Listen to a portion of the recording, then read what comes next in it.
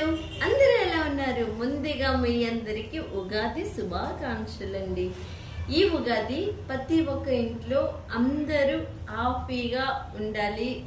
ఈ కొత్త సంవత్సరం మీ అందరికీ హ్యాపీనెస్ ఇస్తుందని కోరుకుంటున్నాను. అదే ఈరోజు మన కిచెన్లో పెరుగు గారి చాలా చాలా టేస్టీగా సింపుల్గా ఎలా తయారు చేయాలనేది ఈ వీడియో.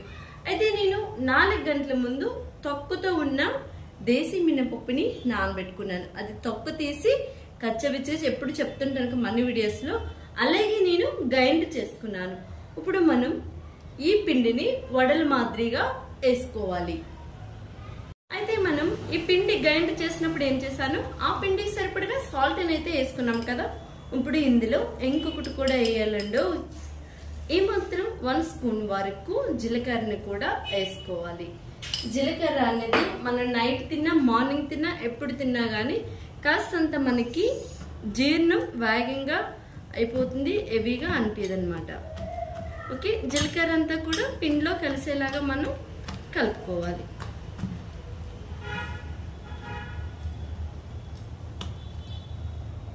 అయితే మనం గారెలు వేయడానికి డ్రీ ఫ్రైకి సరిపడగా ఆల్రెడీ నేను ముందే ఆయిల్ అయితే మంచిగా మరిగించాను. ఇప్పుడు మనం గారెల్ని వేసుకోవాలి. ఇలా వడలు మాదిరిగా వడలు వేయడం మన అందరికీ వచ్చు కదా. ఆల్రెడీ మన ఛానల్లో గారెల వీడియోలు చాలానే ఉన్నాయి. స్వీట్ గారి, హాట్ గారి అన్నీ ఉన్నాయి. ఈరోజు పెరుగు గారి చేసుకుంటాము. గారె చేయడం అనేది కామనే, కానీ దాన్ని రకరకాల గారెలు మనం స్వీట్గా, హాట్గా, పెరుగు గారెలు అన్నీ చేసుకుంటాం కదా. ఈరోజు మన కిచెన్లో మనం పెరుగు వడ చేసుకోబోతున్నాం. మనం పెరుగు వడ కోసం ఇక్కడ నేను 1 లీటర్ పెరుగు అయితే తీసుకున్నాను. మిక్సీ గిన్నెలో వేసుకోవాలి. ఇలా థిక్నెస్ పెరుగు తీసుకోవాలండి. ఇలా తీసుకున్న తర్వాత కాస్తంత అల్లం ముక్కలు కూడా ఇందులో వేయండి.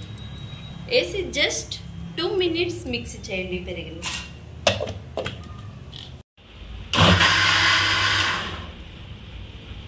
ఇలా ఎడల్పుండి గిన్నె తీసుకొని మనం మిక్సీ పెట్టుకున్న పెరుగుని మిక్సీ పట్టుకుంటే ఇలా అయిపోతుంది. అల్లం ముక్కలు మెత్తగా అవ్వసరం లేదండి. అక్కడక్కడ మనం తినేటప్పుడు పెరుగతో అది తగిలితే నోటికి చాలా టేస్ట్ ఉంటుంది. లీటర్ పెరుగుకి ఇంత కాస్త నీటినైతే మనం తీసుకోవాలి. చూడండి, ఈ మాత్రం నీళ్ళని తీసుకుంటే సరిపోతుంది. లీటర్ పెరుగుకి 1/2 లీటర్ నీళ్ళు కలపాలి. గారెలు ఇలా మంచి గోల్డెన్ కలర్లోకి అయితే వచ్చేసాయి కదా.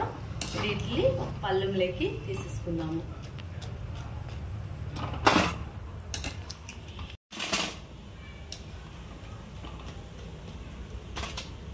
ఇక్కడ మనం పెరుగు వడ కోసం పోపుని తయారు చేశాను.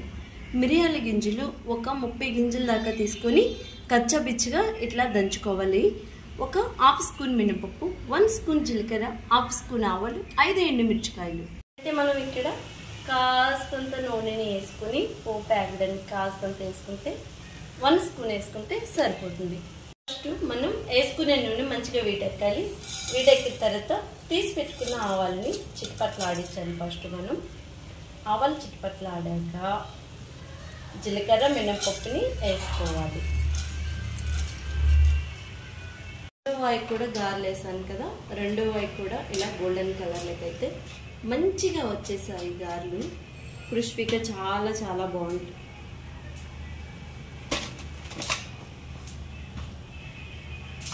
చాలా చాలా బాగుంటాయి గారెలు అయితే.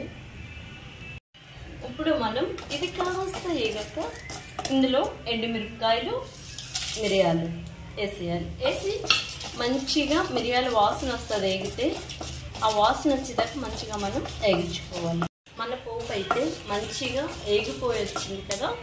కాస్తని లాస్ట్ ఫైనల్లో కరివేపాకు రెమ్మలని వేసి జస్ట్ ఇలా ఇలా కలిపేసి అంటే స్టవ్ని ఆఫ్ చేసుకొని, మన పోపు అయితే మంచిగా వేగిపోయి వచ్చింది కదా. కాస్తని లాస్ట్ ఫైనల్లో కరివేపాకు రెమ్మలని వేసి జస్ట్ ఇలా ఇలా కలిపేసి అంటే స్టవ్ని ఆఫ్ చేసుకొని ఈ పోపుని పెరుగులో వేసేసుకోవాలి.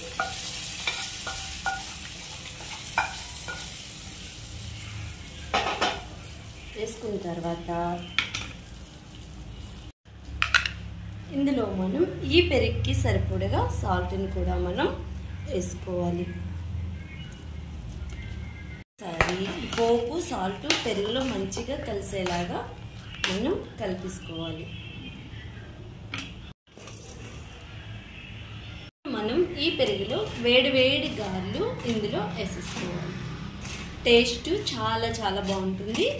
ఈ ఎండాకాలం ఇలా మంచి ఫుడ్ని, మంచి ఆహారాన్ని మనం చల్లగా తీసుకోవడం చాలా ఇంపార్టెంట్.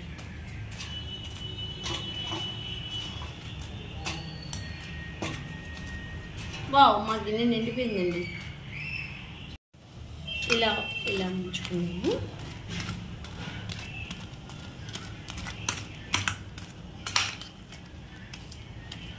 మీకు కూడా కావాలా? అయితే నేను మీకు ఇవ్వలేను. ఇంకెందుకు ఆలస్యం, వెంటనే వీడియో చూసి మీకు కూడా నచ్చితే స్టార్ట్ చేసేయండి. ఈ వీడియో మీకు కూడా నచ్చిందా?